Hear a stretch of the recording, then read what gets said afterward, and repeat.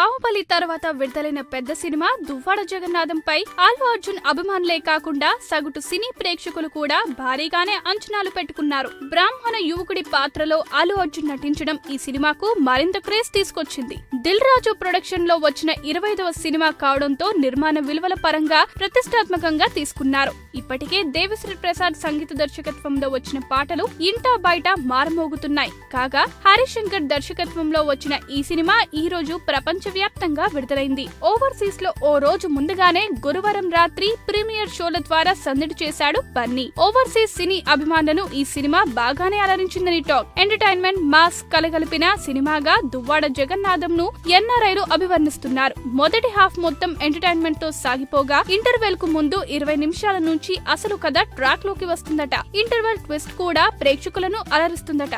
విజయవాడ నేపథ్యంలో సాగే ఈ సినిమాలో అగ్రి డైమండ్ ల్యాండ్ స్కామ్ పై అండర్ కవర్ పోలీస్ గా బన్నీ కనిపిస్తాడట. తమ వాళ్లకు సంబంధించిన భూములను లాక్కునేందుకు ప్రయత్నించిన వారిని ఏ విధంగా మట్టు పెట్టాడనేది కథాంశమట. రొయ్యల నాయుడు పాత్రలో రావు రమేష్ తండ్రి రావు గోపాల్ రావును గుర్తుకు తెచ్చారని ఓ ఎన్ఆర్ఐ ట్వీట్ చేశాడు. ఇక పాటల్లో బన్నీ డాన్స్ గురించి ఎంత చెప్పుకున్నా తక్కువేనని మరో ఎన్ఆర్ఐ అభిప్రాయపడ్డాడు. గుడిలో మడిలో సాంగ్ లో బన్నీ పూజా హెగ్డే డాన్స్ ఇరగదీశారట. అందాల ఆరుబోతలో తానేం తక్కువ తినలేదన్నట్లు పూజా హెగ్డే నటించిందంటున్నారు. విదేశాల్లో ఉండే ప్రధాన విలన్ కు పెళ్లిళ్లలో వంట చేసుకునే దువ్వాడ జగన్నాథం కు సంబంధం ఏమిటనేది ఇంట్రెస్టింగ్ పాయింట్ అని చెబుతున్నారు. బ్రాహ్మణ పాత్రలో బన్నీ నటించిన తీరుకు ప్రేక్షకులు మంచి మార్కులే వేస్తున్నారు. అదుర్ సినిమాలో ఎన్టీఆర్ బ్రాహ్మణ యువకుడిగా నటించి మెప్పించినట్లుగానే ఈ సినిమాలో తనదైన శైలిలో నటించి మంచి మార్కులే కొట్టేశాడు బన్నీ. మొత్తానికి బన్నీ అభిమానులు మెచ్చి కమర్షియల్ ఎంటర్టైన్మెంట్ గా సినిమాను చెప్పుకోవచ్చని చెబుతున్నారు.